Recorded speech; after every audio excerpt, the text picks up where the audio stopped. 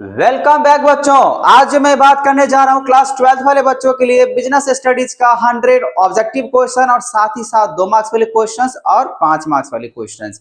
बच्चों जिनका भी एग्जामिनेशन मतलब बिहार बोर्ड वाले बच्चों के लिए 2026 में मतलब कुछ ही दिन में होने वाले हैं, उन बच्चों के लिए ये वीडियो बहुत ही ज्यादा यूजफुल है, ठीक है ना, क्योंकि बहुत ज्यादा ये हेल्पफुल करने वाला है, क्योंकि इसमें है बहुत सारे आपका PYQ questions, previous year questions, जो कि आपके एग्जामिनेशंस के लिए बहुत ज्यादा फायदा करेगा। तो चलिए बच्चों हम लोग देखते हैं 100 ऑब्जेक्टिव क्वेश्चंस मतलब वस्तुनिष्ठ प्रश्न एमसीक्यू क्वेश्चंस, बात एक ही है।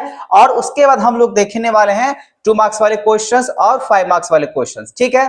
तो जिसमें आप लोग यहाँ पर देख पा रहे हैं फर्स्ट क्वेश्चन क्या कह रहा है, the essence of scientific management is, ठीक है, यहाँ पे हिंदी में भी दिख रहा है और यहाँ पे इंग्लिश में भी।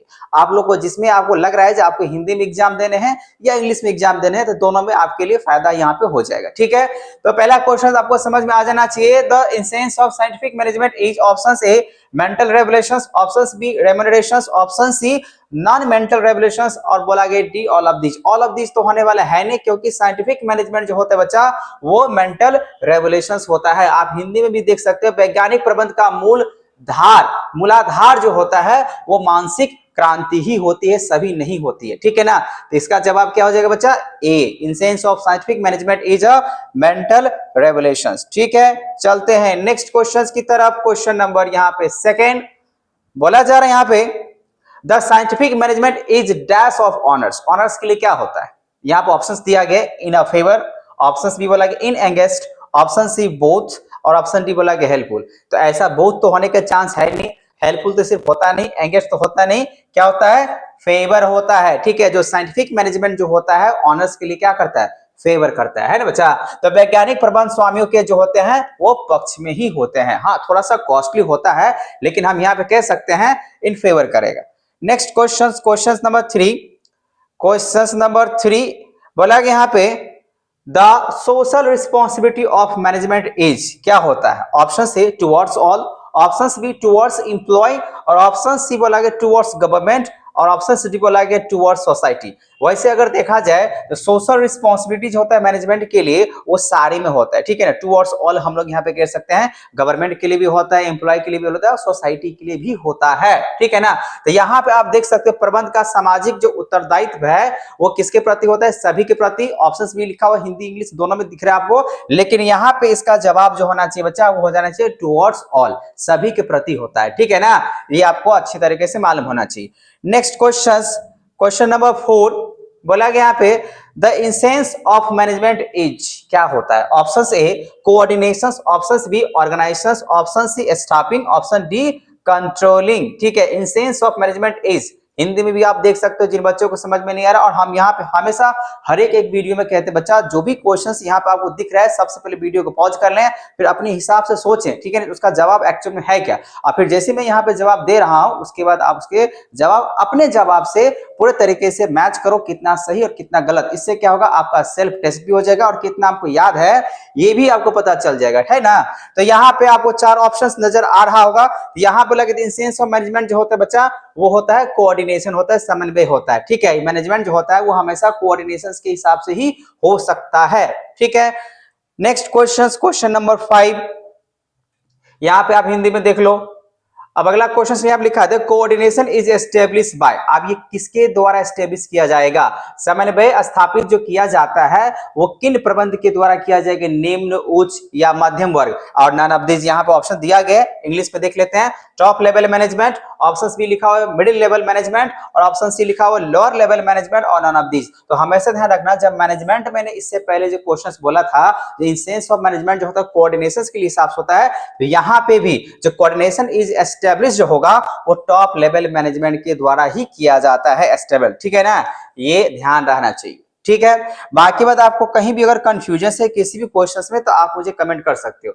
नेक्स्ट क्वेश्चन नंबर 6 की अगर बात करें, बोला कि which of this does not characterise business environment, इसमें से कौन ऐसा चीजें हैं जो बिल्कुल जो है ना बिजनेस के लिए नहीं है, इनमें से कौन सा व्यवसायिक वातावरण लक्षण नहीं है। ऑप्शन ए अनसर्टेनिटी, एम्प्लॉइज, रिलेटिविटी और कॉम्प्लेक्सिटी। वैसे अगर देखा जाए ये चीजें नहीं है, बाकी बात कॉम्प्लेक्सिटी भी होता है, अनसर्टेनिटी भी होता है और रिलेटिविटी भी होता है बिजनेस इन्वायरमेंट में। ये सब बातें होता है बिजनेस में, है ना, लेकिन ये एम्प्लॉयज वाली बातें नहीं होता है, ठीक है ना। इसीलिए हम लोग क्या लगाएंगे बच्चों, 6 का बी लगा देंगे, ठीक है। नेक्स्ट क्वेश्चन चलते हैं। नेक्स्ट क्वेश्चन 7 नंबर बोला गया business environment does not help. Business environment किसको हेल्प नहीं कर सकते, नॉट लिखा हुआ है, ठीक है ना।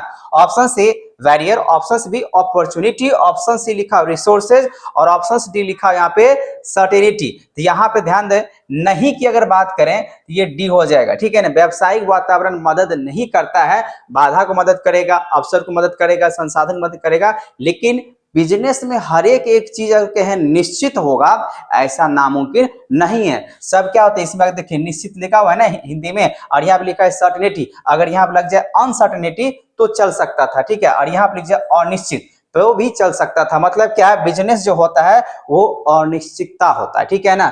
इसी वजह से यहाँ पे लिखा हुआ नहीं करता है तो सर्टेनिटी, ये निश्चित नहीं है, हमेशा प्रॉफिट ही होगा या लॉस ही होगा, ठीक है। इसी वजह से इसका ऑप्शन क्या हो जाएगा, डी हो जाएगा, ठीक है। नेक्स्ट क्वेश्चन, क्वेश्चन नंबर 8 की बात करें, liberalisation policy in India has been. यहां पे मैं कुछ कहना चाहूंगा, वैसे इसका आंसर जो है ना आप देखिएगा बहुत जगह पे आपको लिखा जाएगा सक्सेसफुल, लेकिन ऐसा नहीं, ठीक है ना। लिबरलाइजेशन पॉलिसी का मतलब होता है इंडिया में अगर कोई भी बिजनेसमैन है, ठीक है ना, चाहे फॉरेन कंट्री की बातें करें या इस कंट्री की बातें करें, दोनों के बीच में अगर आपसी अगर व्यावसायिक संबंध अगर ठीक है ना तो हम कह सकते हैं सही है, लेकिन सक्सेस है। लेकिन ऐसा नहीं है, यहाँ पे आप पार्शियली सक्सेसफुल बोल सकते हो, ठीक है ना, पूरे तरीके से सक्सेसफुल नहीं है, अनसक्सेसफुल भी नहीं है, पार्शियली है ना। तो यहाँ लिखे भारत में जो उदारीकरण की जो नीति रही है, वैसे तो यहाँ पे आप जवाब देखोगे तो सफल आप लिख सकते हो, ठीक है ना, 100% लिख दोगे, कोई गलत बात नहीं होगा, ठीक है ना। लेकिन अगर आप देखिएगा पढ़ के तो आपको क्या नजर आएगा, किताब के हिसाब से पार्शियली सक्सेसफुल हुआ है, ठीक है ना। तो आपके ये चॉइसेस आप किसका जवाब दे, अच्छा ये तो जवाब होने वाला है नहीं, ठीक है ना। अब ये दोनों में से हम तो यहाँ पे लगाएंगे भैया सक्सेसफुल है, ठीक है ना, क्योंकि पहले से और अभी भी इंडिया में बहुत ज्यादा फर्क नजर आ रहा है। और ये बिजनेस के कंसर्न से अगर देखें, लिबरलाइजेशन पॉलिसी के हिसाब से देखें तो लगभग में सक्सेसफुल है, ठीक है ना। लेकिन आप लोग को क्या कहना है यहाँ पे, वैसे तो हम यहाँ पे कह सकते हैं पार्शियली भी, आधा मतलब सक्सेसफुल हुआ आधा नहीं हुआ है ना। फाइनली आंसर आप लगा दो सक्सेसफुल, ठीक है। नेक्स्ट क्वेश्चंस की जवाब की अगर देखें 9 नंबर बोला गया यहाँ पे economic environment of business is influenced by. Economic environment of business is influenced by, option से economic system, option B liberalisation, option C globalisation, option D privatisation. तो मैं यहाँ पे कहूंगा इसका जवाब जो इन्फ्लुएंस होगा इकोनॉमिक इन्वायरमेंट बोला गया ना, तो यहाँ पे सारे जवाब सही है। अब हिंदी में पढ़कर अगर देखो तो व्यवसाय के आर्थिक वातावरण को प्रभावित करती है, तो वैसे तो आर्थिक प्रणाली ही हो जाएगा, लेकिन उदारीकरण, व्यवसायीकरण और निजीकरण ये सब जो है ना व्यवसाय के अंदर ही आते हैं, है ना। तो यहाँ पे पांचवा ऑप्शन है ना, अगर मैं लिखना चाहूं तो हम लिख सकते हैं यहाँ पे इनमें से सभी, ये सही, सारे के सारे जवाब सही है ना। लेकिन अगर आपको वन ऑफ द मोस्ट अगर आपको आंसर्स अगर लिखने हैं तो वैसे आप डी लिखो, क्या बोलते हैं ए लिख सकते हो, इकोनॉमिक सिस्टम। इसमें से अगर बात करें economic environment of business is influenced by economic system, लेकिन मैं यहाँ पे समझा के बात कर रहा हूँ, रिवाइज करवा रहा हूँ, ठीक है ना। तो जो इसका ऑप्शन होना चाहिए वो इसे एक ऑप्शन और बढ़ जाना चाहिए, इसको हटा देना चाहिए, या तो ऑल ऑफ द एबव लिख देना चाहिए, या तो एक ऑप्शन 5वां नंबर ई लिख देना चाहिए, इसको यहाँ पे क्या ऑल ऑफ द एबव, ठीक है बच्चों। फिलहाल इसका आंसर मैं लगा देता हूं इकोनॉमिक सिस्टम, ठीक है।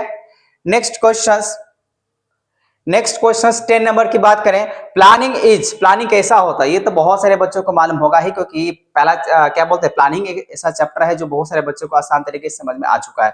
ऑप्शन से goal oriented, option B objective oriented, option C mental process, option D बोला गया ऑल ऑफ दिस। तो यहाँ पे सारे के सारे जवाब यहाँ पे सही है, क्योंकि सब माना जाता है प्लानिंग के कंसर्न से ही, ठीक है ना। गोल ओरिएंटेड भी होता है, ऑब्जेक्टिव ओरिएंटेड भी होता है, और यहाँ पे मेंटल प्रोसेस भी होता है। इसी वजह से बच्चों इसका जवाब जो होगा वो 10 का डी हो जाएगा। नेक्स्ट क्वेश्चन 11 नंबर बोला गया यहाँ पे which of the following method of complete work, इसमें से कौन ऐसा प्रोसेस है जिसमें कंप्लीट वर्क लिया जाएगा, निम्न में से कौन सी विधि कार्य को पूरा करती है। ऑप्शन से process, option B industry, option C object, और ऑप्शन डी बोला यहाँ पे ट्रेड। लेकिन मालूम होना चाहिए प्रोसेस, कोई भी काम को कंप्लीट करने के लिए क्या चाहिए, प्रोसेस चाहिए, है ना। तो यहाँ पे लग जाएगा बच्चा प्रोसेस, है ना। नेक्स्ट क्वेश्चन 12 नंबर बोला गया यहाँ पे नियोजन में क्या शामिल है, क्या करना है, कब करना है, कैसे करना है, ये सभी हिंदी में तो आपको समझ में आ चुका होगा। तो यहाँ पे आप कह सकते हो प्लानिंग में जो इन्वॉल्व होता है ये सारे बातें इन्वॉल्व होता है, what to do, when to do, how to do. तो यहाँ पे ऑप्शन क्या लगा हुआ, डी, ऑल ऑफ दिस। वैसे तीन ऑप्शन सही है, प्लानिंग में ये तीनों बातें इन्वॉल्व होता है, ठीक है ना। नेक्स्ट क्वेश्चन नंबर यहाँ पे 13 की बात कर लेते हैं। 13 नंबर कह रहा है organisation is automatically form, organisation is automatically form. Option से functional, option B informal, option C formal और ऑप्शन डी बोला गया है डिविजनल। तो 13 नंबर की अगर बातें करें बच्चा तो आपको मालूम होना चाहिए ऑर्गेनाइजेशन ऑटोमेटिक जो फॉर्म होता है वो होता है इनफॉर्मल वाले में, ठीक है ना। क्योंकि यहाँ पे अगर बातें करें ऐसा कोई रूल रेगुलेशन उस तरीके के बातें नहीं आता है, इसीलिए यहाँ पे आप लोग जिसका जवाब लगाओगे वो लगाओगे इनफॉर्मल, ठीक है।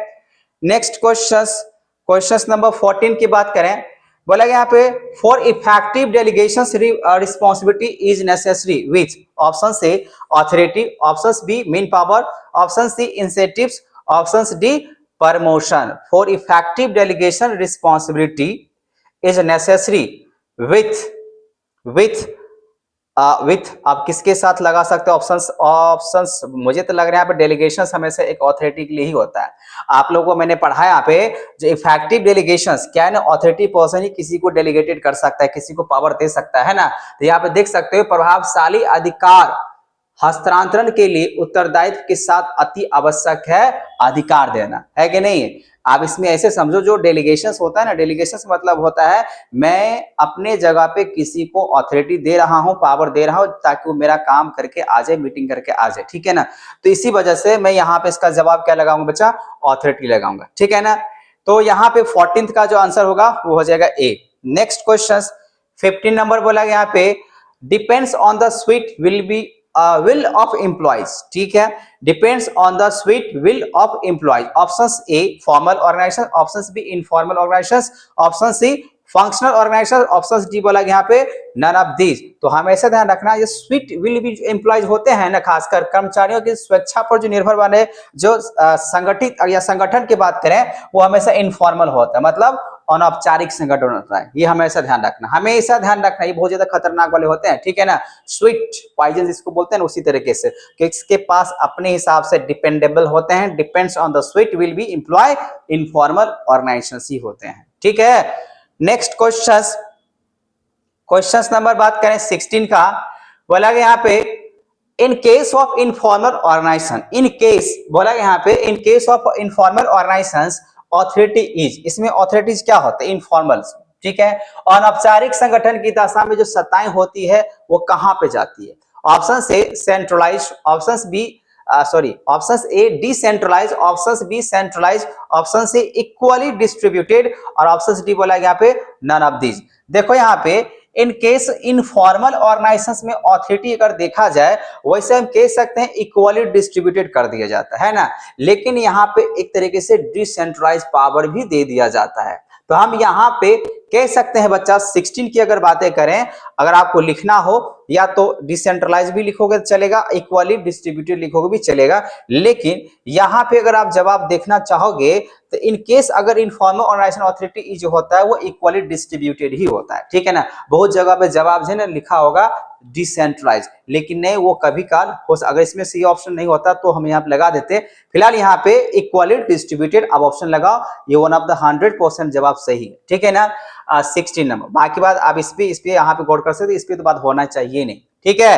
क्या होना चाहिए, सी इक्वली डिस्ट्रीब्यूटेड कर दिया जाता है। नेक्स्ट क्वेश्चन 17 नंबर बोला गया यहाँ पे authority can not be delegated of, आप हिंदी में भी देख सकते हो अधिकार का हस्तांतरण नहीं किया जा सकता है। Option A routine work, option B ordinary work, option C easy work और ऑप्शन डी बोला गया कॉन्फिडेंशियल वर्क। कॉन्फिडेंशियल का मतलब होता है गोपनीय या गुप्त बातें जो होता है, ठीक है ना, बिजनेस में उस चीज के लिए। तो यहाँ पे बच्चा हम कह सकते हैं यही जो है ना गोपनीय वाला जो कार्य होता है ना, कार्य authority can not be delegated. जो ऑथोरिटी होता है किसी भी बिजनेस पर्सन का, ठीक है ना, चेयरमैन होते हैं या डायरेक्टर्स होते हैं, मैनेजमेंट होता है, तो वो ये जो डेलीगेटेड वाले कॉन्फिडेंशियल वाली वर्क होता है वो हमेशा नहीं देता है किसी भी थर्ड पर्सन को, है ना, मतलब अपना पावर उस कंसर्न में नहीं दे सकता है। ठीक है, यहां पे हो जाएगा डी। नेक्स्ट क्वेश्चन 18 नंबर की अगर बात करें, बोला कि यहाँ पे मेथड ऑफ ट्रेनिंग आर, कितने तरीके से मेथड किया जा सकता है। जॉब रोटेशन ट्रेनिंग ये भी सही है, ऑन द जॉब ट्रेनिंग ये भी सही है, apprenticeship training, all of this. तो यहाँ पे जो जवाब दिख रहे बच्चा वो सारे के सारे सही है। इस तरीके से आप एक मेथड है ये ट्रेनिंग का, ट्रेनिंग आप तीनों मेथड से दे सकते हैं, इसलिए जो डी ऑप्शन है तीनों जवाब सही है। ठीक है, तो डी लगा देना, all of the above. Next question 19 number, बोला कि यहाँ पे what is not include in the staffing, इसमें से ऐसा कौन चीज है जो स्टाफिंग में आप इंक्लूड नहीं करना चाहोगे। यहाँ पे ऑप्शन दिख रहा है सिलेक्शन, ऑप्शन भी दिख रहा है ट्रेनिंग, ऑप्शन सी दिख रहा है डायरेक्टिंग, ऑप्शन डी बोला गया प्रमोशन। सिलेक्शन भी सही है, ट्रेनिंग भी सही है, प्रमोशन भी सही है, लेकिन डायरेक्टिंग तो भैया सही नहीं है ना। डायरेक्टिंग तो डायरेक्शन का काम होता है, तो क्या स्टाफिंग में वो चीज आएगा? बिल्कुल नहीं। स्टाफिंग में मुझे कैसा सिलेक्शन करना है, उसको क्या ट्रेनिंग देना है, क्या प्रमोशन देना है, ये सब बात को हम लोग इंक्लूड कर सकते हैं ना, लेकिन ये डायरेक्टिंग की बातें नहीं आ सकता। तो यहाँ पे लिखा हुआ है नॉट इंक्लूड, यहाँ पर आ जाएगा डायरेक्टिंग को हम लोग इंक्लूड नहीं कर सकते हैं। ठीक है, नेक्स्ट क्वेश्चन 20 नंबर बोला यहाँ पे the staffing is related with, option से persons, option B goods, option C tools, option D machine. ऐसा तो है नहीं, स्टाफ हमेशा क्या होता है, पर्संस ही होता है कि नहीं? तो यहाँ पे आप पर्संस लगा सकते हो, लेकिन आने वाला टाइम में आप मशीन भी देख सकते हो, लिखा रहेगा, है ना, क्योंकि रोबोटिक्स जो है ना बहुत जगह पे स्टाफ की तरह काम करने को मिलने वाला है और बहुत जगह पे है भी, है कि नहीं? तो इसी वजह से बिजनेस स्टडीज में आप पर्संस की जगह पे एंड करके आपको मशीन्स भी आ जाएगा, है ना, या करके नहीं आएगा और करके भी यहाँ पे, मतलब फिलहाल के लिए इस क्वेश्चन का जवाब पर्सन लगा सकते हो। नेक्स्ट क्वेश्चन 21 नंबर, बोला कि यहाँ पे method of development are, method जो होना चाहिए डेवलपमेंट के लिए क्या होना चाहिए। ऑप्शन से position rotation, option B short term syllabus, option C development of work, और ऑप्शन डी बोला गया ऑल ऑफ दिस। तो 21 की अगर बात करें बच्चे, सब जवाब सही है।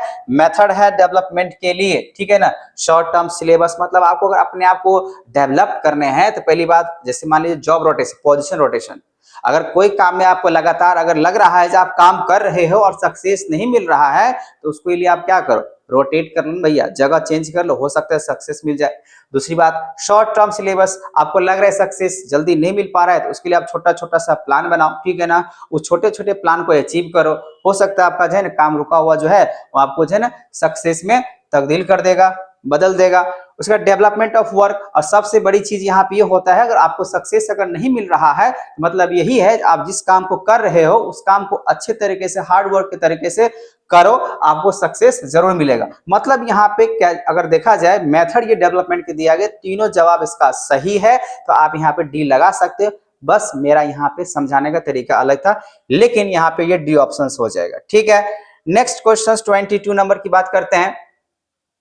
बोला कि यहाँ पे एलिमेंट्स ऑफ डायरेक्शंस आर, इसमें कौन कौन से एलिमेंट्स को आप जिन डायरेक्शंस में ले सकते हैं। डायरेक्शंस वही जो डायरेक्ट कर सके, जो डायरेक्शंस दे सके, मतलब यहाँ पे देख लो सुपरविजन का भी काम होता है, मोटिवेशन का भी काम होता है, लीडरशिप का भी काम होता है, और डी भी काम तो हो ही जाएगा ना, क्योंकि एक जो डायरेक्टर्स होते हैं उसके पास निर्देशन के जो मुख्य जो तत्व होने चाहिए। जो मान लीजिए बिजनेस अगर चला रहा है, अब उस कंपनी को अगर डायरेक्टर है तो उसके पास देने के लिए क्या आना चाहिए, मोटिवेशन देने आने चाहिए उनको, ठीक है, सुपरविजन करने के लिए आना चाहिए, एक लीडरशिप की तरह काम करने के लिए आना चाहिए। तो यहाँ पे तीनों जवाब इसका सही है बच्चों, इसी वजह से यहाँ हो जाएगा डी, 22 का क्या हो जाएगा, डी हो जाएगा। नेक्स्ट क्वेश्चन यहाँ पे 23 की अगर बात करें तो बोला कि यहाँ पे the leader take work from his subordinates, जो लीडर होता है अपने कर्मचारी से या अपने अधीनस्थों से किस प्रकार के काम ले सकते हैं। ऑप्शन से by tact, by stick, by threatening, और डी लिखा हुआ है नन ऑफ दिस। देखो छरी से तो डंडे से तो ले नहीं सकता है, थ्रेटिंग डरा धमका तो ले नहीं सकता है, तो क्या चीज से ले सकता है, टैक्टिस से, मतलब चतुराई से काम ले सकता है कि नहीं। वही तो एक अच्छा डायरेक्टर कहलाता है, जब भैया जो अपने एम्प्लॉय से अपने स्टाफ से अगर चतुराई से अगर काम ले लेना, तो वही तो माना जाता है एक अच्छे डायरेक्टर का निशानी, ठीक है। फिलहाल यहाँ पे लीडर है तो लीडर का निशानी कह सकते हैं, ठीक है। तो 23 का ए हो जाएगा। नेक्स्ट क्वेश्चन 24 नंबर की बात करें, बोले कि डायरेक्शन इज, डायरेक्शन कैसा होना चाहिए, pervasive A, option B performance oriented, option C continuous activity, और ऑप्शन डी बोला ऑल ऑफ दीज। ये भी जवाब सही है, डायरेक्शन है ना सब यहाँ पे होगा। सर्वव्यापी होना चाहिए, निष्पादन अभिमुखी होना चाहिए, निरंतर क्रिया होना चाहिए, तीनों जवाब इसका सही है, इसीलिए ऑल ऑफ द अबव लगा सकते हो। ठीक है, तो 24 का क्या हो जाएगा, D. Next question, supervisor is dash of the employees. Option A friends, option B बोला गया गाइड, ऑप्शन सी बोला गया फिलोसफर, ऑप्शन डी बोला गया ऑल ऑफ दिस। ये भी जवाब अगर कहा जाए बच्चा सब सही है। सुपरवाइजर जो होता है एम्प्लॉय का, एक फ्रेंड्स भी होते हैं, गाइडर भी होते हैं, फिलोसफर भी होते हैं, तो ये तीनों जवाब अगर इसका सही है तो हम यहाँ पे लगा सकते हैं ऑल ऑफ द एबव या ऑल ऑफ दिस। ठीक है, नेक्स्ट क्वेश्चन 26 नंबर बोला गया यहाँ पे in effective communications language should not be use. ध्यान से सुने क्वेश्चन, बहुत ही अच्छा क्वेश्चन है। प्रभावी संदेशवाहक में भाषा का उपयोग नहीं होना चाहिए। स्पष्ट, प्रभावी, शालीन। मतलब यहाँ पे देखो बच्चे, हिंदी में अगर देखा जाए, अगर इसको नहीं को अगर काट दें तो बोला कि प्रभावी संदेशवाहक भाषा का उपयोग होना चाहिए, स्पष्ट होना चाहिए, प्रभावी होना चाहिए, शालीन होना चाहिए, है कि नहीं। लेकिन जैसे यहाँ पर आ जाता है नहीं, तो आप कह सकते हैं अस्पष्ट। हमेशा जो कम्युनिकेशन जो होना चाहिए ना, वो एक स्पष्ट होना चाहिए, है ना, मतलब साफ सुथरी होना चाहिए। यहाँ पे नहीं लिखा हुआ है, क्या लिखा हुआ है, नोट लिखा हुआ है, इसी वजह से इसका जवाब क्या लग जाएगा, एम्बिगुअस लग जाएगा। ठीक है ना, ये वाला सी ऑप्शन हो जाएगा। ठीक है, 26 का हो जाएगा सी। नेक्स्ट क्वेश्चन पे चलते हैं। 27 नंबर बोला गया controlling is the aspect of management. Option से थ्योरेटिकल, बी बोला गया प्रैक्टिकल, ऑप्शन सी बोला गया मेंटल, ऑप्शन डी बोला गया फिजिकल। वैसे कंट्रोलिंग जो होना चाहिए बच्चा एस्पेक्ट मैनेजमेंट के लिए, वो हमेशा प्रैक्टिकल ही होता है, लिख के तो हो नहीं सकता है, मतलब थ्योरेटिकल। मेंटल प्रोसेस जरूर है मैनेजमेंट का, तो यहाँ पे हम प्रैक्टिकल मेंटल दोनों बता सकते हैं। फिजिकल भी होता है, लेकिन अगर परफेक्ट आंसर की अगर बातें करें तो हम लोग यहाँ पे लगाएंगे प्रैक्टिकल। ठीक है ना, क्योंकि कोई भी चीज को, खासकर बिजनेस में जो एम्प्लॉय होते हैं, ठीक है ना, उसको कंट्रोल करना एक प्रैक्टिकल ही कहलाता है। इसी वजह से यहाँ पे हम प्रैक्टिकल ही लिखेंगे, ऑप्शन बी 27 का। नेक्स्ट क्वेश्चन 28 नंबर बोला गया budgetary control is not a dash of management. ठीक है, बजटरी कंट्रोल इज नॉट, यहां पे लग दिया है नॉट, बजटरी नियंत्रण का प्रबंध का नहीं है, कार्य, हिस्सा, स्थानापन्न या इनमें से कोई नहीं। बजटरी कंट्रोल तो मैनेजमेंट का अगर बातें करें, यहां पे अगर देख लिया जाए तो वैसे काम नहीं होता है। किसका, मैनेजमेंट का। मैनेजमेंट का काम बजट का काम नहीं होता है। ठीक है ना, तो हम यहाँ पे कार्य लगा सकते हैं, नहीं की बात लिखा है बच्चा, इसी वजह से। ठीक है, so budgetary control is not a function of management. ठीक है, ऑप्शन ए।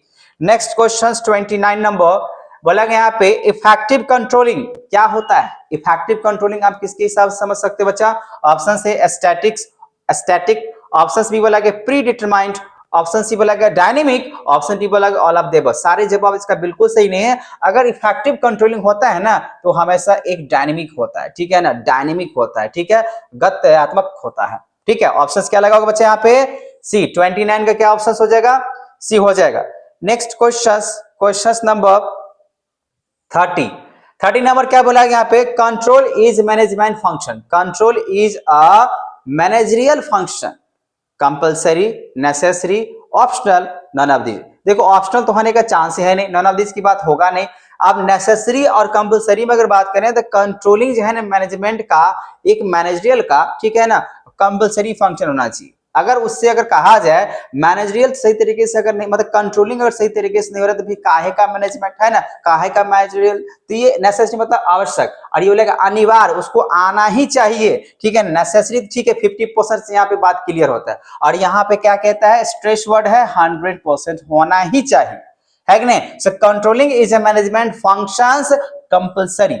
अब कोई बच्चा गलती से अगर लगा दिया नेसेसरी, तो अब इतना समझो ये कहा जाता है 100% की बातें कहा जाता है, और ये कहा जाता है 50% की बातें कहा जाते हैं। दोनों आंसर सही है, दोनों आंसर सही। ये लिखा हुआ आवश्यक, ये बोलेगा अनिवार्य, मतलब होना ही चाहिए। मतलब यहाँ आवश्यक का मतलब क्या, हो चाहे नहीं हो चल सकता है, आवश्यक है भी नहीं भी, तो ऐसा नहीं। यहाँ पे एक कंट्रोल जो होता है वो कंपल्सरी होना चाहिए, कंपल्सरी होना ही चाहिए। Control is a managerial functions, compulsory होना चाहिए। ठीक है, बाकी बात आप लोगों का जवाब क्या होता है आप मुझे कमेंट बॉक्स में कमेंट करना। ठीक है, नेक्स्ट क्वेश्चंस की बात करें 31 नंबर बोला गया यहाँ पे financial management is option A art, option B बोला गया साइंस और ऑप्शन सी बोला गया आर्ट एंड साइंस बोथ। और ये जवाब बहुत सारे बच्चों को अच्छे से पहले से मालूम होगा, इसी वजह से आप क्या लगाओगे, सी लगाओगे। आर्ट एंड साइंस ये दोनों होते हैं एक फाइनेंशियल मैनेजमेंट। ठीक है, नेक्स्ट क्वेश्चन 32 नंबर क्वेश्चन बोल रहा है financial managers take decision as.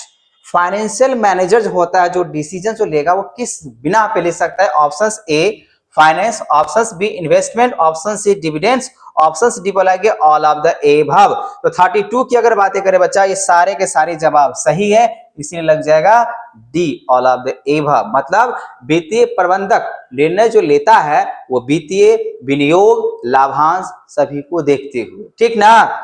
Next question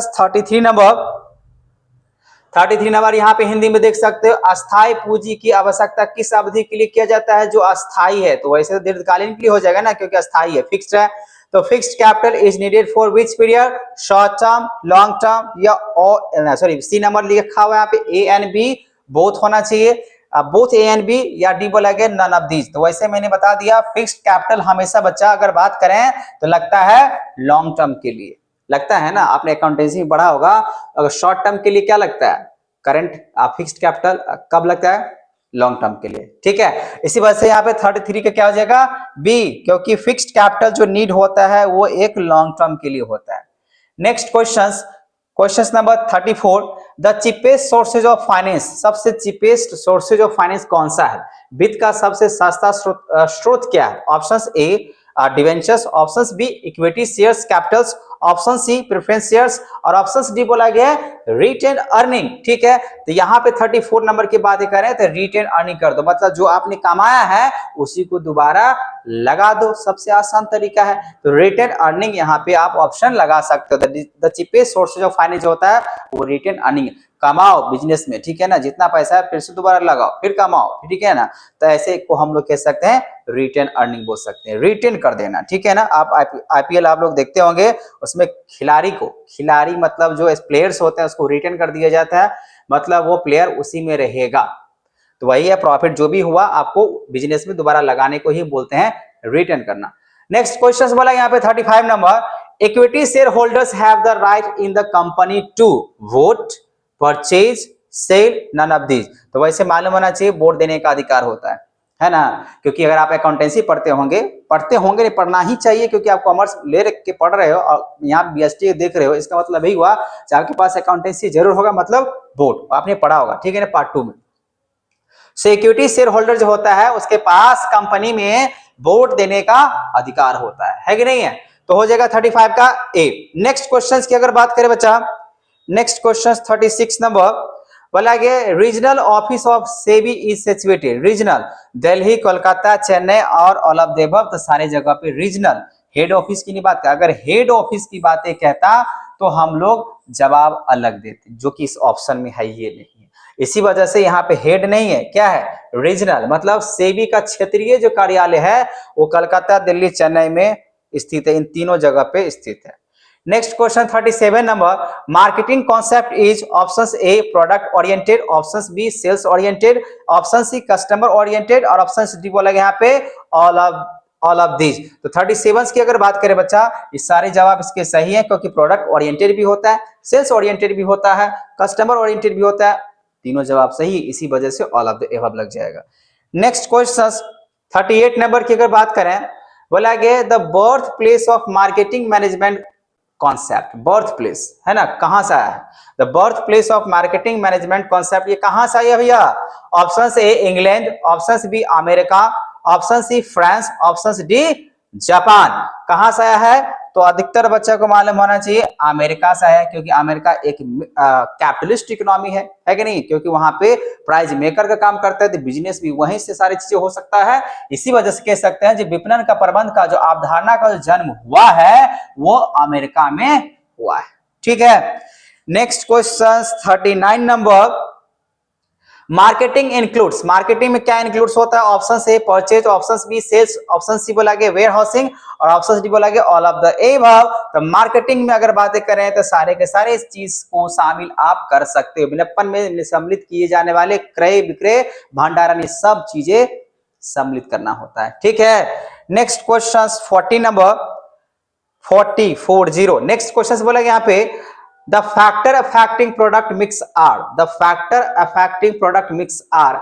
आप हिंदी में देख सकते हो उत्पादन का अंतर्लय मिश्र मतलब मिश्र किया जाएगा, प्रभावित करने वाले कौन सा घटक है, विपणन, उत्पाद, वित्तीय, ये सभी ठीक है ना। इंग्लिश में यहाँ पे देख सकते हो the factor affecting product mix are marketing, production, financial या सब, तो सब ठीक है बच्चों। 40 का हो जाएगा डी।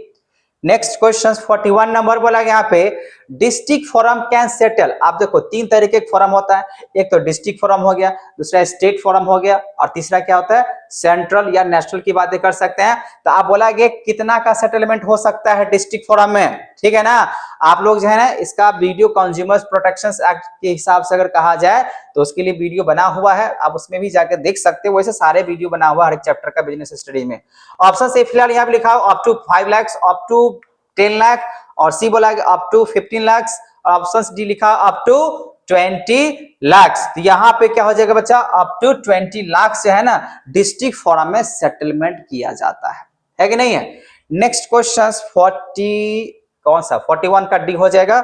अब नेक्स्ट क्वेश्चन चलते हैं यहाँ पे 42 बोला क्या consumer rights under consumer protection act are, कितने राइट्स दिया गया कंज्यूमर राइट्स के हिसाब से, उसमें कितने कंज्यूमर प्रोटेक्शन एक्ट की बातें का, उपभोक्ता संरक्षण अधिनियम के अंतर्गत उपभोक्ता का जो अधिकार है, जो कंज्यूमर्स का जो राइट्स है वो टोटल कितने राइट्स दिया गया बच्चा 6।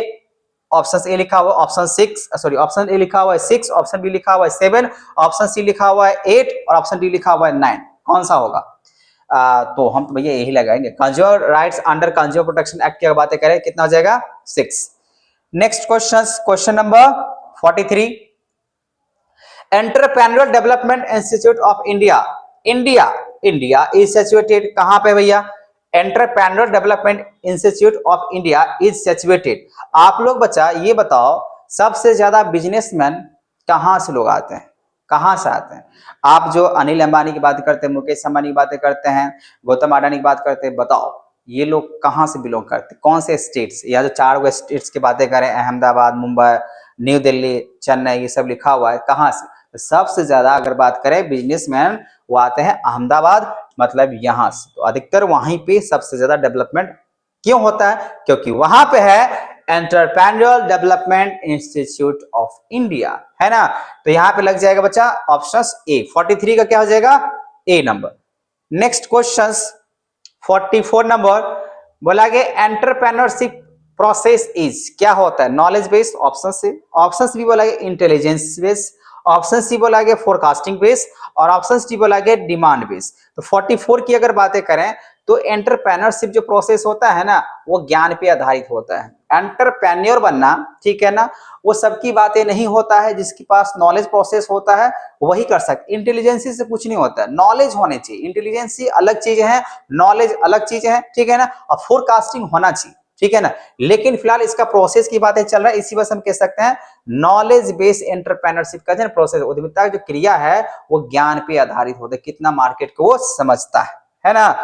तो 44 हो गया, 44 का हो जाएगा ए। चलते हैं यहाँ पे नेक्स्ट क्वेश्चन 45 की तरफ। बोला गया an entrepreneur is option A by birth, option B बोला गया मेड और ऑप्शन सी बोला गया बोथ ए एंड बी और ऑप्शन डी बोला गया नन ऑफ दीज। तो 45 की अगर बात करें वैसे तो हम दोनों जवाब सही लग रहा है, क्योंकि बाय बर्थ कोई जो एंटरप्रेन्योर्स होते हैं कुछ ऐसे बिजनेसमैन होते हैं जो बचपन से मतलब क्या बर्थ जन्म लेते ही जो है ना उसका दिमाग पूरे तरीके से बिजनेसमैन की तरह जो है ना चलना शुरू हो जाता है। अब कुछ होते हैं जो सीखते हैं, है कि नहीं, तो उसको बोलते हैं मेड। इसी वजह से हम कह सकते हैं यहाँ पे N entrepreneur is both birth and made, ठीक है।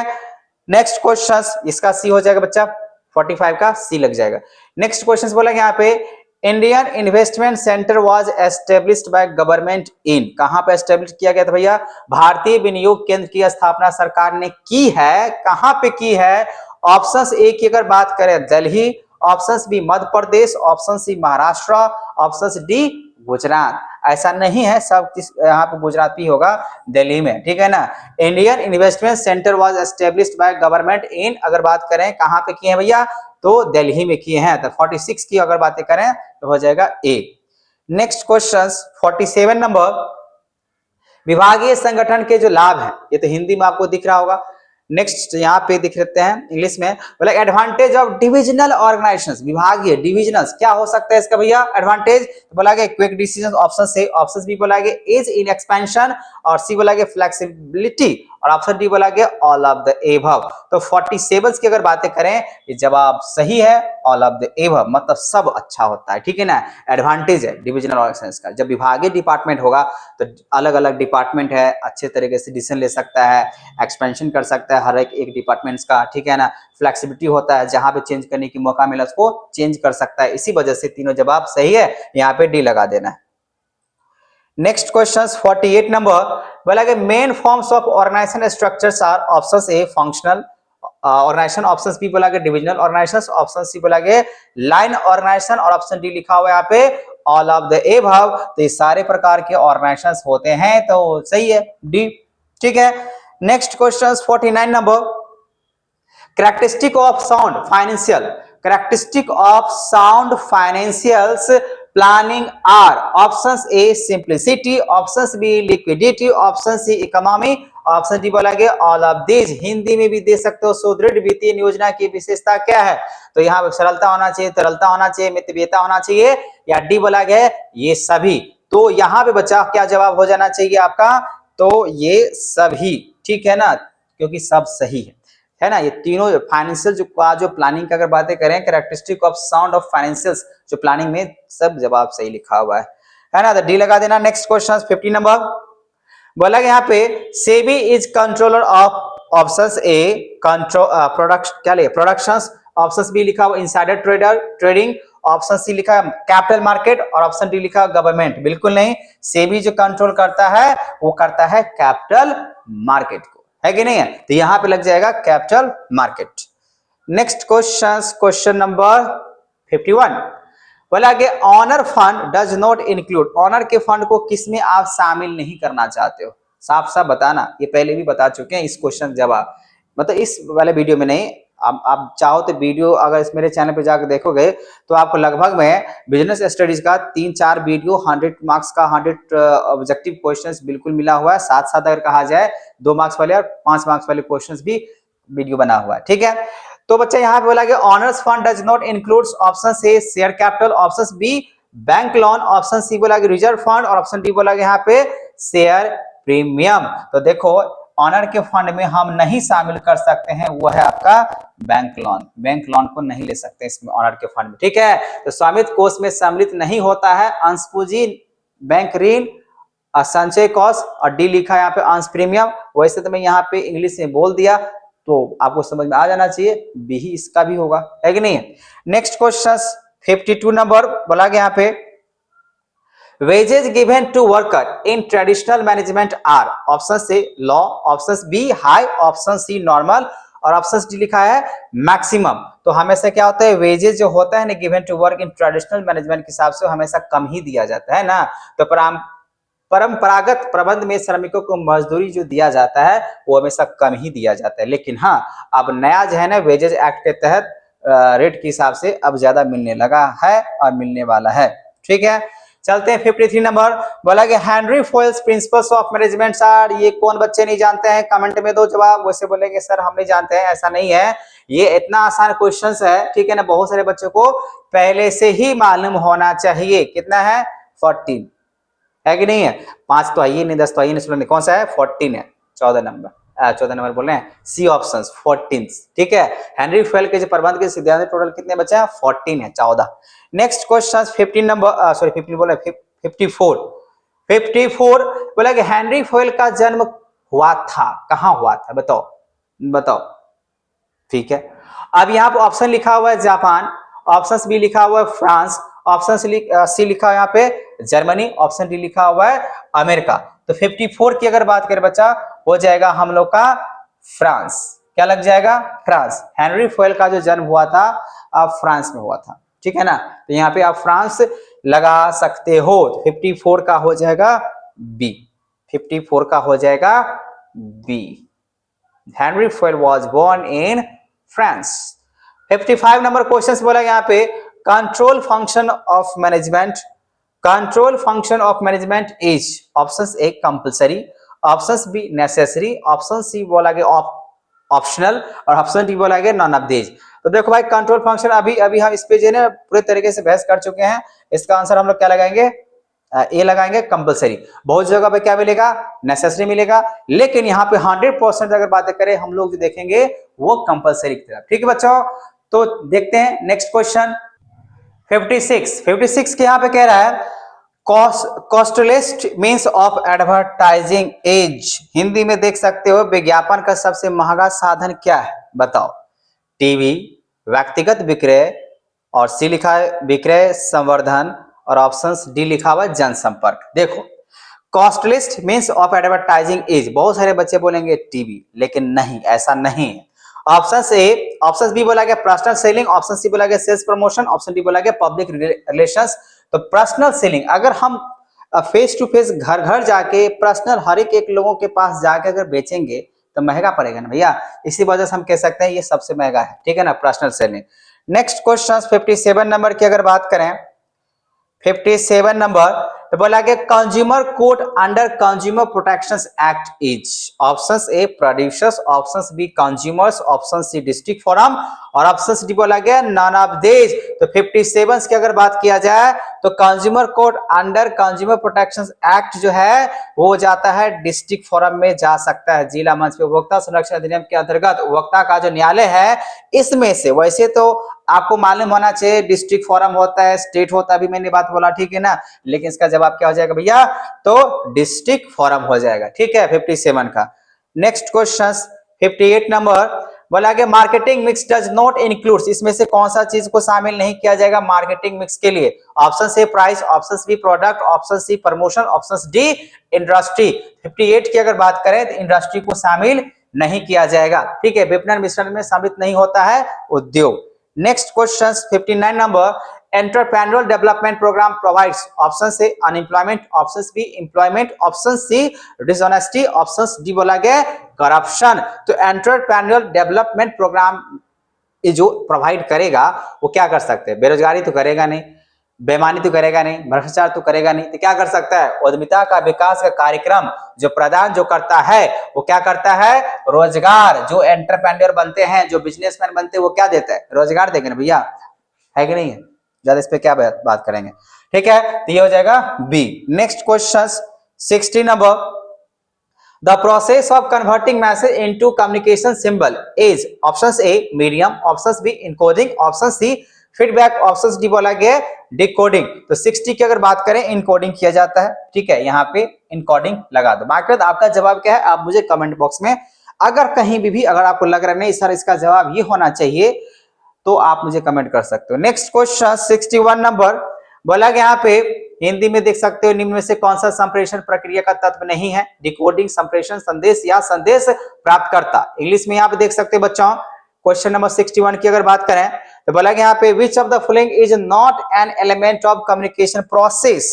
अरे भैया नोट लगा दिया और कम्युनिकेशन का प्रोसेस बोला गया, डिकोडिंग भी प्रोसेस है, मैसेज भी प्रोसेस है, रिसीवर भी प्रोसेस है, लेकिन कम्युनिकेशन प्रोसेस नहीं होता है, वो तो कंप्लीट है। ठीक है ना, क्या चीज, तो आउटकम के हिसाब से। तो यहां पे हम कह सकते हैं नॉट एन एलिमेंट, वो हो जाएगा बी कम्युनिकेशंस। ठीक है, ऑप्शंस बी हो जाएगा 61 का। ये 61 नंबर क्वेश्चन है, बी लगा देना। ठीक है, बी लगा देना।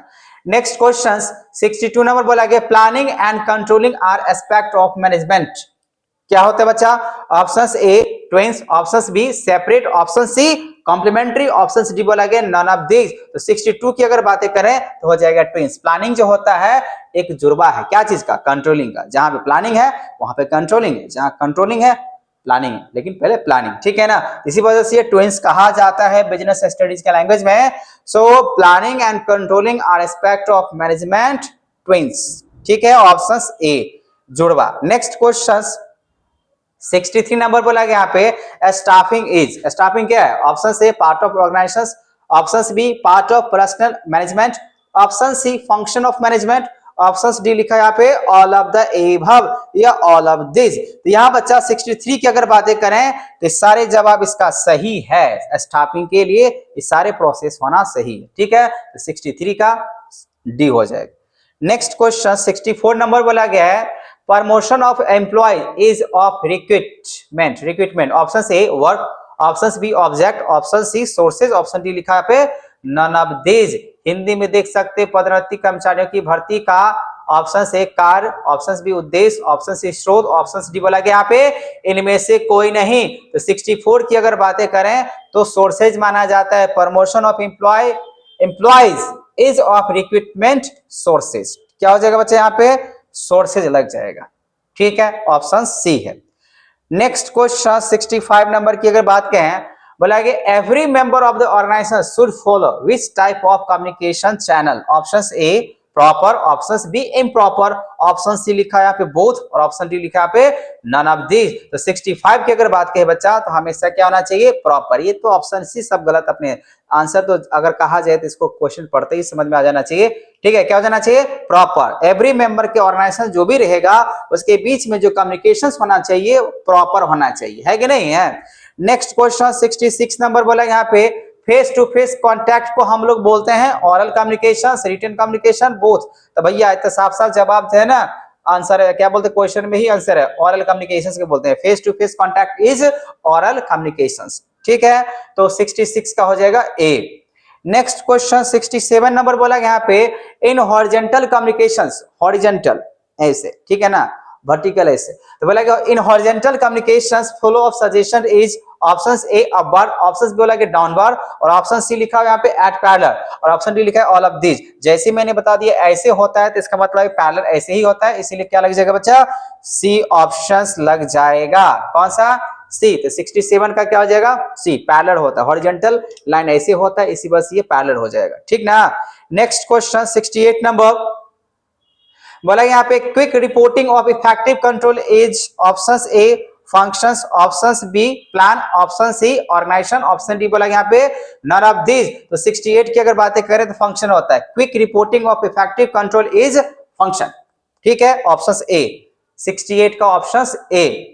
नेक्स्ट क्वेश्चन 69 नंबर बोला कि first step in control process is, first जो स्टेप होता है कंट्रोल का वो क्या होना चाहिए, option A establishment of standards, option B evaluation of progress और ऑप्शन सी बोला कि कंट्रोल और ऑप्शन डी लिखा है यहाँ पे नन ऑफ दिस। तो 69 की अगर बात करें बच्चा तो यहाँ पे लग जाएगा एस्टेब्लिशमेंट ऑफ स्टैंडर्ड, ठीक है ना। फर्स्ट स्टेप जो होता है यही होता है, नियंत्रण प्रक्रिया का जो प्रथम जो चरण होता है वो परिमापों का निर्धारण के लिए होता है, ऑप्शन ए हो जाता है, ठीक है। तो 69 के क्या लगाएंगे बच्चा हम लोग ए।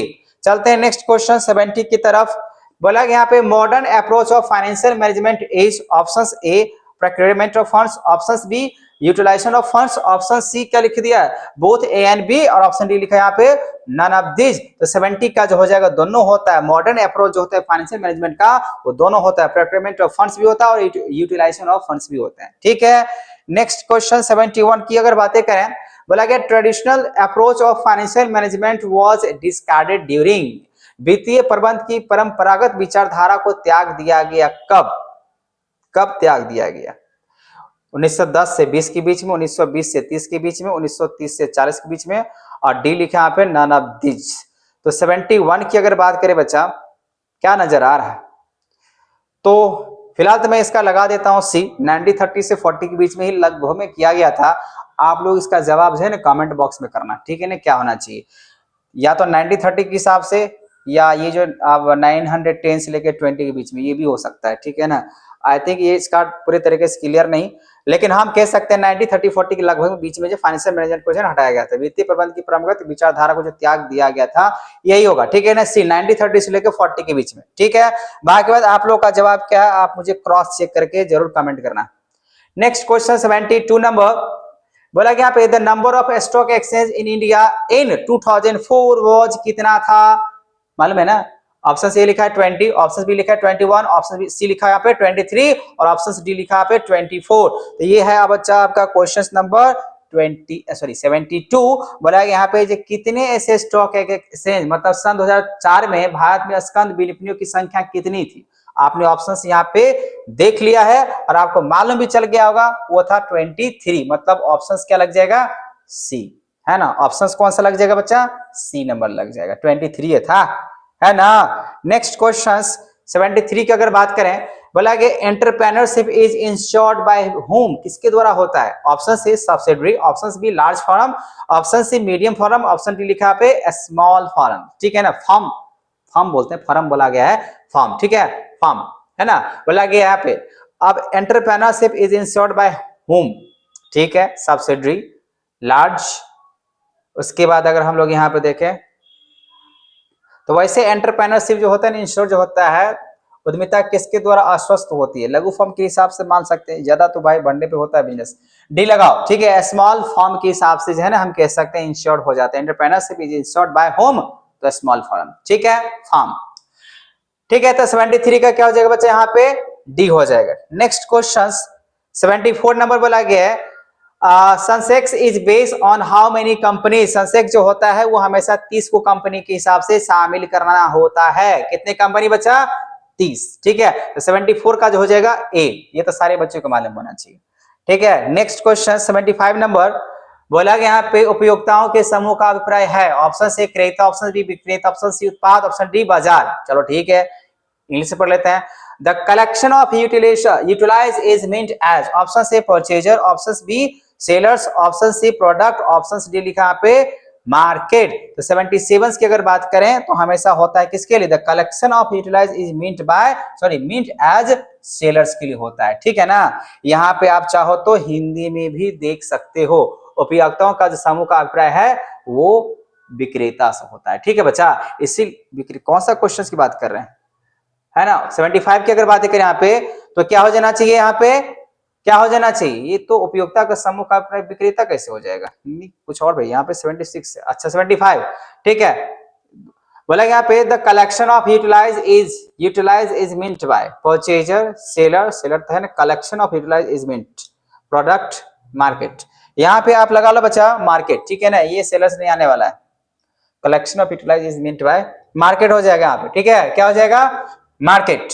75 है, ठीक है ना, तो 75 का क्या हो जाएगा? डी। नेक्स्ट क्वेश्चन 76 की अगर बात करें, बोला यहाँ पे which of the following is a sales promotion activity. Option से rebate, option B discount, option C production combinations, option D बोला गया यहाँ पे ऑल, तो ऑल सारे सही, ठीक है ना।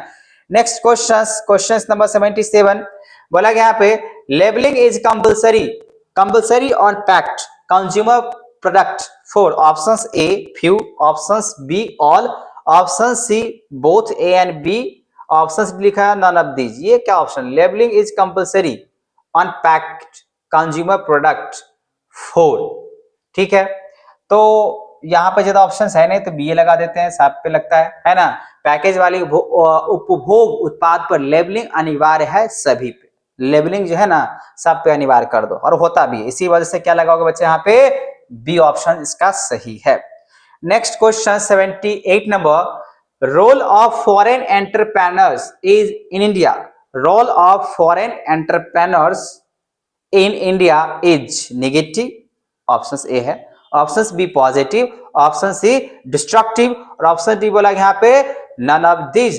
तो वैसे हमेशा ध्यान देना चाहिए, भारत में इंडिया में अगर देखा जाए तो विदेशी उद्यमिताओं की जो भूमिका है वो सकारात्मक है, मतलब पॉजिटिव है, ठीक है ना। Role of foreign entrepreneurs in India is positive है, ठीक है। नेक्स्ट क्वेश्चन नंबर 79 बोला गया यहाँ पे which of the following is an element of coordination. इसमें से कौन सा एलिमेंट्स है कोऑर्डिनेशन के लिए? ऑप्शन से यूनिफिकेशन, ऑप्शन बी हेल्प, और ऑप्शन सी लिखा है यहाँ पे डिटर्मिनेशन ऑफ टाइम, और ऑप्शन डी लिखा हुआ है यहाँ पे बैलेंस। तो 79 जो है बैलेंस है, सॉरी 79 जो है वो ऑप्शन हो जाएगा डी, बैलेंस है, ठीक है ना। निम्न में से कौन सा समन्वय का तत्व है? तो संतुलन रखना ही सबसे मेन चीज होता है, ठीक है ना, बिजनेस में। इसीलिए हम कह सकते हैं बच्चे यहाँ पे बैलेंस, ठीक है। नेक्स्ट क्वेश्चन 80 नंबर 80 बोला गया यहाँ पे what is include in organisation process. इसमें से कौन सा होगा भैया? किसको इंक्लूड किया जाएगा ऑर्गेनाइजेशन प्रोसेस के लिए? संगठन प्रक्रिया में क्या निहित होता है? Option A distribution work, option B grouping of work, option C submission of work, option D बोला गया ऑल ऑफ दिस। तो यहाँ पे 80 की अगर बात करें बच्चा हो जाएगा यहाँ पे ऑल ऑफ दिस, ठीक है, ऑप्शन डी हो जाएगा, ठीक ना। नेक्स्ट क्वेश्चन 81 नंबर की अगर बातें करें बोला कि यहाँ पे which of the following step is important in planning, कौन सा इसमें स्टेप जो है ना प्लानिंग के लिए सबसे ज्यादा जरूरी है।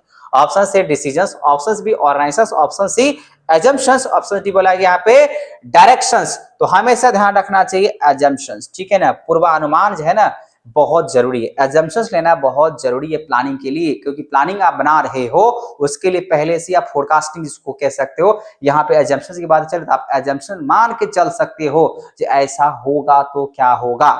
इसका मतलब प्लानिंग के लिए ये बहुत ज्यादा मेन स्टेप होता है एजम्पशंस, ठीक है। नेक्स्ट क्वेश्चन 82 नंबर की अगर बात करें, बजटिंग के प्रमुख उद्देश्य क्या है, नियोजन, समन्वय, नियंत्रण या डी बोला गया ये सभी। आपने हिंदी में देख लिया बच्चों 82 नंबर की। अब बात कर लेते हैं थोड़ा सा इंग्लिश में, वैसे तो सब इसका जवाब मालूम चल गया होगा। जो the main objects of budgeting is, option से planning, option B coordination, option C controlling और option D all of this, all of this, ठीक है। नेक्स्ट क्वेश्चन 83 नंबर की अगर बातें करें, बोला गया आप wholesaler sells goods to whom, wholesaler जो है जो सामान बेचेगा वो किसको बेचेगा, option A consumers, option B retailers, option C authorised agents, option D बोला यहाँ पे नन ऑफ दिस। तो बच्चों अधिकतर के मालूम होना चाहिए रिटेलर को बेचता है, कौन, होलसेलर से कहां जाएगा, रिटेलर के पास नहीं जाएगा, इसी वजह से आंसर क्या हो जाएगा बच्चे यहाँ पे बी हो जाएगा रिटेलर्स, ठीक है, ऑप्शन बी 83 का B. Next question 84 number, the objective of entrepreneurship includes, क्या होना चाहिए उसके पास, एक एंटरप्रेन्योर्स के पास क्या क्या होना जरूरी है, उद्यमिता का उद्देश्यों में क्या क्या सम्मिलित होना जरूरी है, option A self planning, option B skill development और ऑप्शन सी क्या लिखा भैया एजुकेशन एंड ट्रेनिंग, ये तो होना ही चाहिए, और साफ साफ यहाँ पे डी लिख दिया है जो ऑल ऑफ दिस, इसका मतलब यही है यहाँ पे लग जाएगा ऑल ऑफ दिस, ठीक है। 84 का हो जाएगा डी।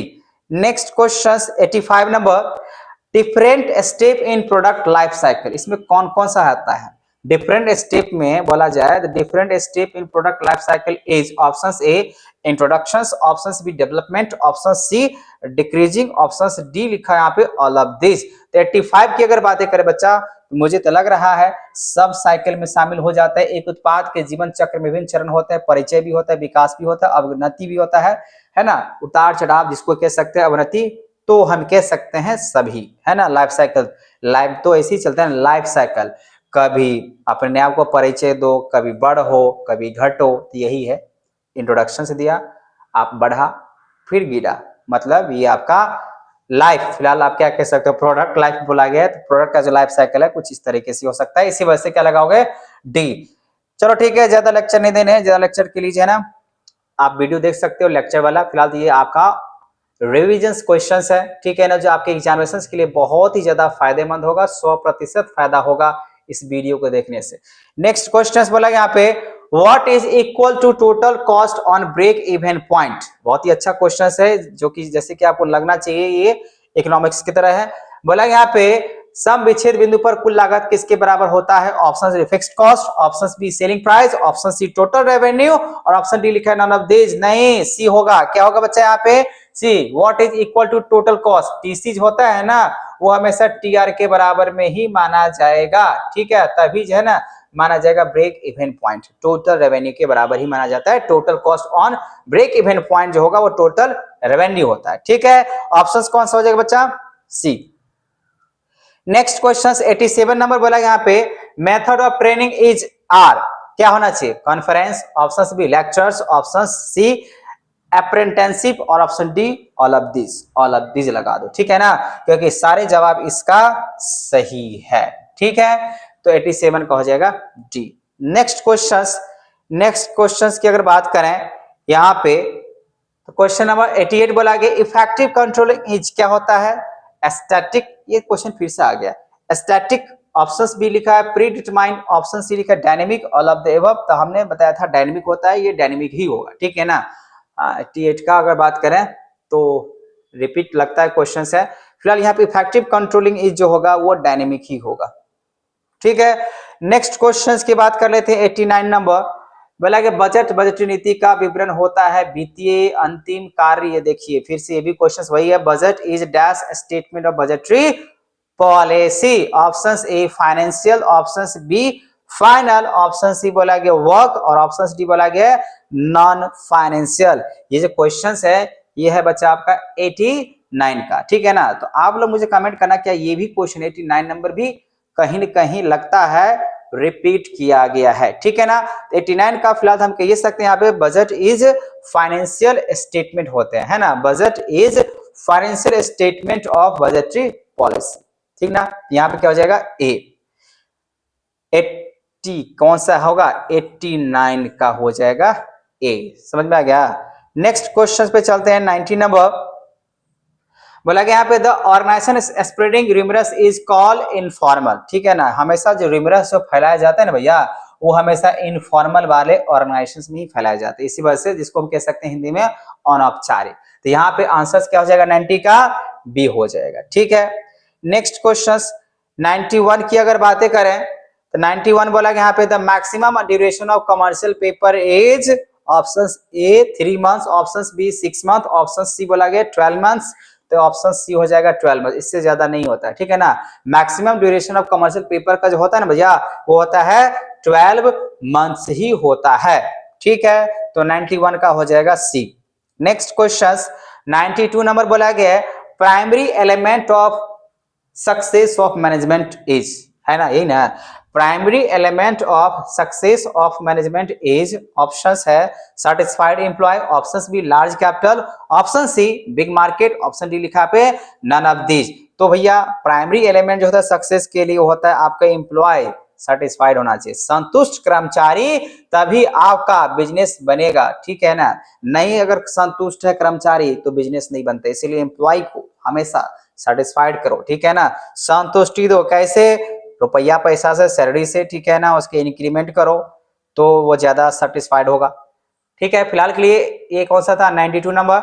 नेक्स्ट क्वेश्चन 93 की अगर बात करें बोला गया proponent of administrative management was, कौन किया था भैया, प्रशासनिक प्रबंध के प्रस्तुतकर्ता जो थे वो कौन सा थे, कौन थे सॉरी। ऑप्शन से फॉयल, ऑप्शन सी बोला गया टेलर, ऑप्शन सी बोला गया टेरी और ऑप्शन डी बोला गया यहाँ पे नन ऑफ दिस। तो बच्चों आपको अच्छे तरीके से मालूम होगा और आप बोल भी दिए होंगे फॉयल साहब, ठीक है ना। फेयल, फॉयल या फेयल, फेयल, ठीक है। The proponent of administrative management was Fayol. Next question इसका जवाब ए लगा ही लेना। नेक्स्ट क्वेश्चन की बात करते हैं 94 number. In any organisation motivation is essentials, unnecessary, burden या वेस्टेज ऑफ टाइम, ऐसा तो नहीं भैया, ठीक है ना। किसी भी संगठन में जो अभिप्रेरणा होता है, मोटिवेशन होता है, बहुत ही जरूरी है, ठीक है ना, आवश्यक होता है, भार नहीं है, समय की बर्बादी नहीं है, बहुत जरूरी है। और आजकल के टाइम में तो बिजनेस में बहुत सारे ऐसे लोग होते हैं जो एक शुरू करते हैं और लगभग में 5 से 6 महीने में ही उनका लगता है पूरा बिजनेस खत्म होने वाला है, वो छोड़ छाड़ के भाग जाता है। नहीं, उसको जो है ना मोटिवेशन की जरूरत पड़ता है ना। कम से कम 3 साल जो बिजनेस चला दिया 3 साल रुकना पड़ता है, और 3 साल के बाद अगर आपको लग रहा है जहां बिजनेस में चल रहा है, जैसे ब्रेक इवन पॉइंट की हम लोग बातें करें टीसी बराबर में अगर बात करें एआर, तो वही चलते रहता है। अगर ऐसा भी है तो बिजनेस लेके चलाओ, ठीक है ना। मतलब 3 साल कम से कम बिजनेस में देने चाहिए। फिलहाल यहाँ पे कोई भी ऑर्गेनाइजेशन के लिए अगर बात कहा जाए मोटिवेशन एक एसेंशियल होता है, इसीलिए बच्चा यहाँ पे जवाब हो जाएगा 94 का हो जाएगा ए, ठीक है। नेक्स्ट क्वेश्चन 95 नंबर की अगर बात करें क्रिएट्स लिक्विडिटी, क्रिएट्स लिक्विडिटी तरलता का निर्माण करता है कहां पे, ऑप्शन से organise market, option B unorganise market, option C primary market, option D secondary market. तो 95 की अगर बात कहा जाए बच्चा तो यहाँ पे लगता है आपका सेकेंडरी मार्केट में, ठीक है ना। 95 का क्या हो जाएगा डी, क्रिएट्स लिक्विडिटी है गौन बाजार में होता है, मतलब यहाँ पे डी हिंदी में लिखा हुआ है, लेकिन मैंने यहाँ पे क्या बोला option D, D D D, समझ में आ गया। नेक्स्ट क्वेश्चन, क्वेश्चन नंबर 96 क्या कह रहा है, निम्न में से कौन सा उपभोक्ता उत्पाद नहीं है, कच्चा माल, रेफ्रिजरेटर, पुरानी मूर्तियां और जूते, समझ में आ गया होगा। फिलहाल देखते हैं यहाँ पे which of the following is not the consumer product, इसमें से कौन सा कंज्यूमर प्रोडक्टर नहीं, प्रोडक्ट, ठीक है ना, प्रोडक्ट नहीं है। Option A raw materials, option B refrigerator, option C बोला यहाँ पे ओल्ड स्टेच्यू और ऑप्शन यहाँ पे लिखा हुआ डी शूज, ठीक है, आपने देख लिया। और यहाँ पे बच्चों जवाब जो होना चाहिए क्या होना चाहिए, देखो विच of the following is not the consume product. अब कच्चा सामान को कौन कंज्यूम करेगा, रेफ्रिजरेटर कर सकता है, पुराना मूर्ति को कर सकता है, शूज को कर सकता है, लेकिन कच्चा सामान है उसको कैसे कंज्यूमर प्रोडक्ट जो कंज्यूम करेगा, इसी वजह से यहाँ पे मैं तो लगाऊंगा ए रॉ मटेरियल्स, ठीक है। नेक्स्ट क्वेश्चन 96 का तो ये लग जाएगा। नेक्स्ट क्वेश्चन पे चलते हैं बच्चा, क्वेश्चन नंबर 97 बोला कि who was Henry foil. Henry foil कौन थे? ठीक है, ऑप्शन से साइंटिस्ट थे, माइनिंग इंजीनियर थे, या सी बोला कि यहाँ पे अकाउंटेंट थे, या प्रोडक्शन इंजीनियर थे। नहीं, माइनिंग इंजीनियर थे ना, मालूम तो होना चाहिए क्या थे। जो हेनरी फ्योल की अगर बातें करें, बार बार इनका नाम थोड़ा गलती लेते हैं, उसके लिए सॉरी। फ्योल, ठीक है ना। बोला कि हु वाज हेनरी फ्योल, तो क्या थे? माइनिंग। यहाँ पे समझ में आ गया, बी ऑप्शन होगा। नेक्स्ट की अगर बात करें question number 98, the function of management as per Koontz और डोनेल। वैसे 5 था, ठीक है ना, इनके द्वारा दिया गया अगर बातें करें तो 5 था, लेकिन इस ऑप्शन के हिसाब से अगर आप देखोगे तो 6 लगा दो, ठीक है ना, 6। ठीक है, the function of management as per Koontz और डोनेल के हिसाब से 5 दिया गया था, ठीक है। लेकिन मैं यहाँ पे क्या बोल रहा हूँ, इस ऑप्शन के हिसाब से आप 6 लगाओ, ठीक है, तो यही आपका आंसर होगा। 4 तो हम कर नहीं सकते, मिनिमम बोला गया 5 है, तो मैक्सिमम यहाँ पे 6 तो उसका लगभग में आ जा रहा है। ठीक है बच्चा, तो यहाँ पे फिलहाल सी लगा दो, लेकिन कितना था? 5। नेक्स्ट क्वेश्चन 99 पे आ गए। 99 नंबर क्वेश्चन बोला गया यहाँ पे when scientific management was introduce, कब इंट्रोड्यूस किया गया था? तो 1913 को इंट्रोड्यूस किया गया था, ठीक है। साइंटिफिक मैनेजमेंट जो था कब? 1913 से शुरू, 1930 मैंने बोल दिया था क्या? 1913, ये ए ऑप्शन होगा, ठीक है। नेक्स्ट क्वेश्चन 99 हो गया। 100 पे चलते हैं।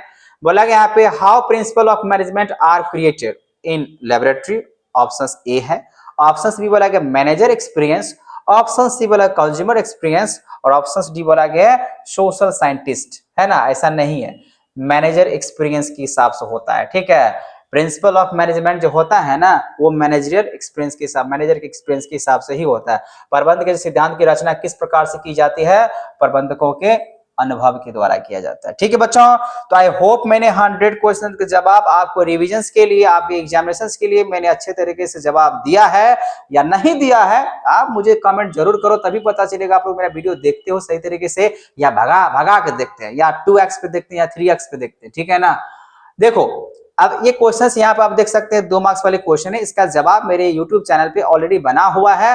अब इस क्वेश्चंस को स्क्रीनशॉट लें, या नहीं तो सीधे सीधे जाए आप YouTube चैनल पे और देखें बिजनेस स्टडीज का मोस्ट 50 इंपोर्टेंट क्वेश्चंस या 40 इंपोर्टेंट क्वेश्चंस, सबका जवाब आपको मिल जाएगा, ठीक है ना, क्योंकि ये इंपोर्टेंट क्वेश्चंस है 2 बार और इसी में से आएगा, ठीक है ना। मतलब ये जो क्वेश्चंस आप देख रहे हो बच्चा, इससे ज्यादा क्वेश्चंस आपको नहीं आने वाला है, ठीक है ना। हर एक साल जो पीआईक्यू क्वेश्चंस की बातें करते हैं हम लोग प्रीवियस ईयर क्वेश्चंस का, तो लगभग में अगर आपके पास जो क्वेश्चंस बैंक होंगे, ठीक है ना, चाहे किसी भी पब्लिकेशंस का, उसमें सारे पीआईक्यू क्वेश्चन अगर है लिखा हुआ, तो उस क्वेश्चंस को आप रट जाओ, ठीक है ना, याद कर लो, समझ जाओ, जो करना है करो, जैसे रिविजन्स में यहाँ पे करा रहा हूँ, ठीक है ना, ये कर लो, ठीक है ना, बुक पढ़ लो। सबसे बेस्ट ऑप्शन क्या होता है? बुक पढ़ना, ठीक है ना। अगर आप किताबें पढ़ना अच्छे तरीके से अगर जानते हो, बहुत सारे बच्चों का आदत क्या होता है, किताब पढ़ना ही नहीं जानता है, ठीक, कैसा जानता मतलब क्या, ये नहीं पढ़ने नहीं आता है, हम ये बोले हैं, ऐसे समझो किताब लेके पढ़ने के लिए बैठेगा, लेकिन वो मोबाइल लेके जैसे अगर बैठा, तो भाई उसका किताब से दिमाग हट के मोबाइल पे आ जाता है कि नहीं है, डिस्ट्रैक्शंस। तो इसीलिए हम कह सकते हैं पढ़ने नहीं आता है कि नहीं? गलत बोल दिया क्या? आप यहाँ पे देखो बच्चा, ये क्वेश्चन सब है, ठीक है ना। फिलहाल यहाँ पे आप इसका जवाब मैंने बोल दिया, आपको जहां से भी मिले मेरे चैनल पे मिल जाएगा। बाकी बात आपको जहां से जैसे लगे इसका जवाब ढूंढो, याद करो, क्योंकि सारे के सारे क्वेश्चंस आपका महत्वपूर्ण प्रश्न है, जो कि आपके एग्जामिनेशंस में हेर फेर घुमा फिरा के जिसको कह सकते हैं, वही आते हैं जो आप अभी तक नहीं समझ पाए हैं, ठीक है ना। इसलिए इस क्वेश्चंस को समझने का कोशिश करें, याद करने की कोशिश करें, आपका एग्जामिनेशंस अच्छे तरीके से जाएगा, ठीक है। यहाँ पे 30 तक हो गया आपका 2 मार्क्स वाले क्वेश्चंस, बनाना तो 15 ही है। आप इसमें से देख सकते बच्चा, आपको 8 क्वेश्चंस दिए गए हैं, लेकिन आपको बनाना कितना है? 4 ही है ना। ये सारे जवाब आपको मेरे चैनल पे, या तो भैया आजकल जवाब जो है ना, कहीं से भी आप निकाल सकते हो, है कि नहीं है, चाहे किताब से निकालो, एआई से निकालो, है ना, गूगल से निकालो, जहां से निकालो, लेकिन पढ़ो। मेरा सजेशन यही रहेगा, जो एग्जामिनेशन जब तक है तब तक अपने आप को एग्जाम का फीवर चढ़ाएं, ठीक है ना। एग्जाम का फीवर जब तक चढ़ेगा नहीं, तब तक जो है ना आप लोग का एग्जाम सही तरीके से जाएगा नहीं, है ना।